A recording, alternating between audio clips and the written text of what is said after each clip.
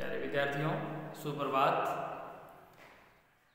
संस्कृत व्यंजन संधि के बारे में हमने कल पढ़ा था, जिसमें आपने स्तोचु नाचु, स्टूनाष्टु, चर्तोच, जलाम, जसवंते आदि सूत्रों के बारे में पढ़ा था। और आज हम शेष बचे हुए सूत्रों के बारे में पढ़ेंगे। तो यह संस्कृत का 10th स्टैंडर्ड का व्याकरण है। अगर आप रीट की तैयारी कर रहे हैं या उच्च स्तरीय तैयारी कर रहे हैं और आपको अगर कोई किसी फॉर्मूले सूत्र से संबंधित समस्या आती है तो आप उस सूत्र को कमेंट बॉक्स में नीचे अवश्य लिखें, मैं आपका निश्चित रूप में जवाब दूंगा। तो व्यंजन संधि के शेष भाग के बारे में हम अभी पढ़ेंगे। यहाँ आप देखोगे ये सूत्र है यरो अनुनासिके अनुनासिको वाह। एक बात आपको ध्यान रखनी है, वाह जहां पर वाह पद आता है, इस वाह पद से तात्पर्य होता है विकल्प से। वाह से तात्पर्य वैसे अथवा या से होता है और संस्कृत में ये विकल्प के रूप में काम करता है। यहां आप देखोगे इस सूत्र से तात्पर्य ये हुआ यरो, यरो का मतलब यरो यह जहां अनुनासिक से अनुनासिक, इसका मतलब ये हुआ, आपको सामान्य रूप से उदाहरण के माध्यम से समझना है। वाग्मूलम जहां प्लस के बाद पंचम वर्ण हो और प्लस से पहले तृतीय वर्ण हो, तो वहां पर जो प्लस से पहले वाला तृतीय वर्ण होता है वो उसी वर्ग का पंचम वर्ण में अनुनासिक में बदल जाता है। यहां आप देखोगे वाग्मूलम, यहां ग किस वर्ग का है? ग क वर्ग का, ग क वर्ग का है। तो यहां संधि करने पर इस क वर्ग का पंचम वर्ण न, जिसे बोलते हैं न हो जाता है और वो होगा विकल्प से। विकल्प से होने का तात्पर्य है एक बार तो न होगा और एक बार में ग होगा। आप रूप सिद्धि में देखोगे इसमें अलग अलग सूत्र लगा करके जब फार्मूलों को हल किया जाता है, सूत्रों को हल किया जाता है, तो उसमें इस प्रकार की बात आती है विकल्प की। जैसे इसमें एक बार संधि किया तो वाग आएगा, वाग्मूलम ये आधा था, यह आनंद है इसलिए ये आधा आएगा, और एक बार में वाग्मूलम। तो ये दोनों सही है, ये ध्यान रखना आपको। वाग्मूलम और वाग्मूलम दोनों इसके उत्तर सही है, विकल्प से होते हैं। एक बार वाग्मूलम, एक बार वाग्मूलम। एतद मुरारी, तो एक बार तो एतद मुरारी ये नहीं आएगा, एक बार एतद आएगा, द आएगा। दोनों उत्तर इसके सही है, एतद मुरारी और एतद मुरारी। तो यरो अनुनासिक अनुनासिको वाह, यानी आपको ये समझना है प्लस के बाद अगर नहीं आता है, अनुनासिक आता है, तो इसमें पहले वाले का पंचम वर्ण होगा, ये ध्यान रखना। पूर्व पद का जो अंतिम वर्ण होता है उसी का ही पंचम वर्ण आएगा, बस इतना ध्यान रखना, और वो विकल्प से आएगा। अगर ऑप्शन में दोनों उदाहरण है तो दोनों ही सही है, चाहे एतद मुरारी है या एतद मुरारी है। अब अगले सूत्र की ओर बढ़ेंगे। प्रत्यय भाषायाम नित्यम। ऊपर वाले में हमने वाह के बारे में पढ़ा कि वाह का मतलब विकल्प से होगा। यहां ये तो होगा, ये नित्यम होगा, नित्य होगा। जहां पर प्रत्यय अनुनासिक आता है, जैसे मयम प्रत्यय अनुनासिक प्रत्यय आता है, वहां पर ये नित्य रूप से, जैसे यहाँ मयम प्रत्यय जुड़ा है तो मैं है वो, ये किसी का मयम नाम नहीं है, नाम नहीं होकर के मयम एक प्रत्यय के रूप में प्रयोग हुआ है और ये अनुनासिक है, पंचम वर्ण है मैं, तो अब मयम का हो गया अमयम, यानी इस पे का भी पंचम वर्ण हो गया। बस आपको ध्यान ये रखना है, पूर्व पद का जो वर्ण है ये इसी वर्ग का पंचम वर्ण होना चाहिए। यही ध्यान रखना है, पूर्व पद का जो अंतिम वर्ण है इसी का ही पंचम वर्ण हो, बस यही ध्यान रखना है। जैसे प तो प का पंचम वर्ण हुआ मैं, यहाँ ये द्वितीय होगा, यहाँ ये विकल्प से नहीं होगा। अब चित मयम, यहाँ मयम है तो मयम में और इसमें का दे आएगा, चित मयम, तो दे का ही पंचम वर्ण चित मयम और जुड़ने पर बन गया चिन्मयम। इस प्रकार से यहाँ पर है वो दे का भी मैं होगा। तो ध्यान ये रखना है, प्लस से पहले वाले का ही उसी वर्ग का पंचम वर्ण नोट करना है।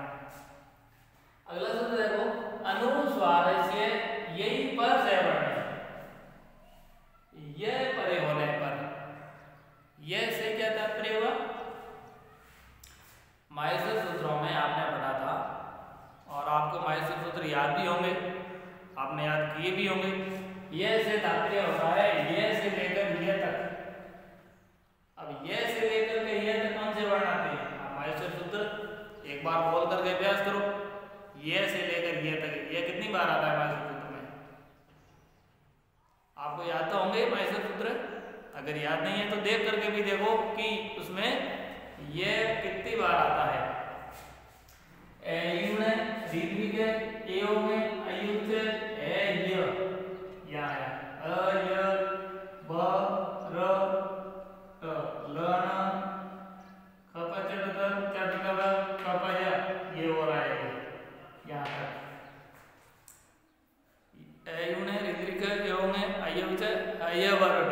तो यह से प्रारंभ होगा, यानी इसमें है वो वर्ग के पंचम और द्वितीय वर्ण आते हैं और यह वर आता है, यह वर साथ में आते हैं। तो आपको ये ध्यान रखना है, ऐसी स्थिति में वर्ग के प्रथम और द्वितीय वर्ण और ये वर आते हो तो पर से वर्ण आदेश,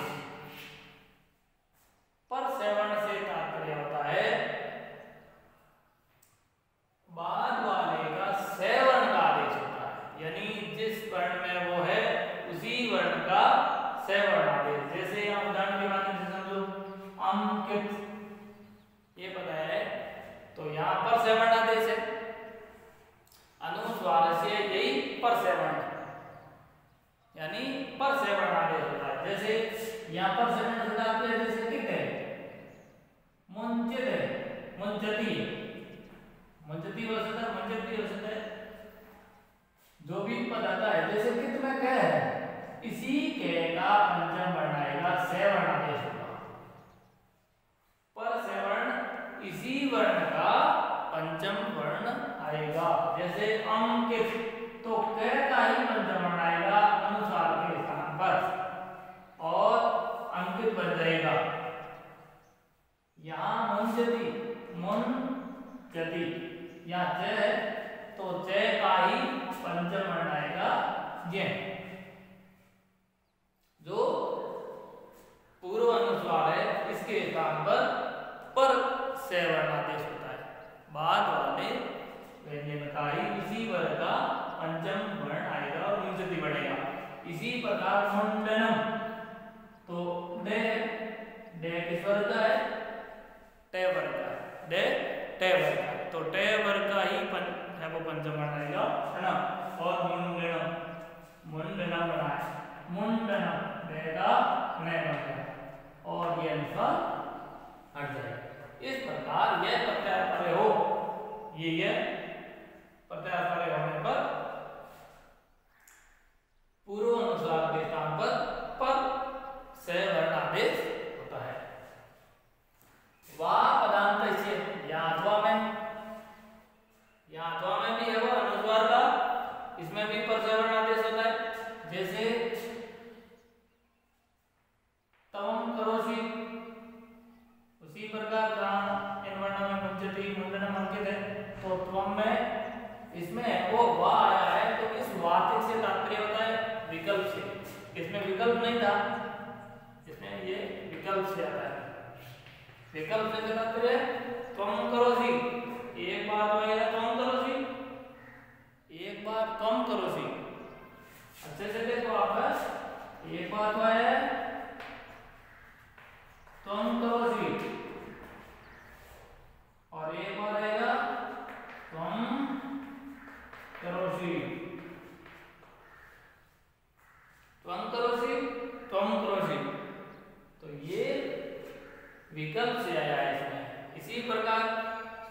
जयती, तो एक बार में तो न्य आएगा,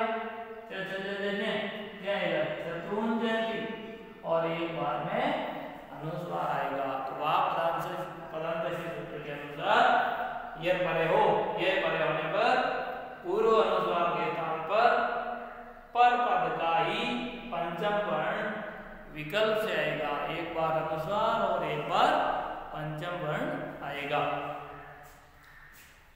अब आप देखोगे तोरली।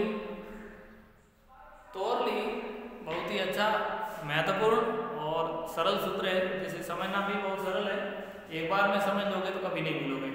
जैसे तोरली में देखो तय और लय, दो ही वर्ण तय और लय। तय के बाद अगर लय आता है तो पर पद लय का भी, तय का भी, पूर्व पद तय का भी लय हो जाता है। तोरली से तात्पर्य हुआ पूर्व पद तय का भी लय हो जाता है। हाँ, तो हम बात कर रहे थे तोरली के बारे में। तोरली में आपको ये समझना है, अगर तय के बाद लय आता है,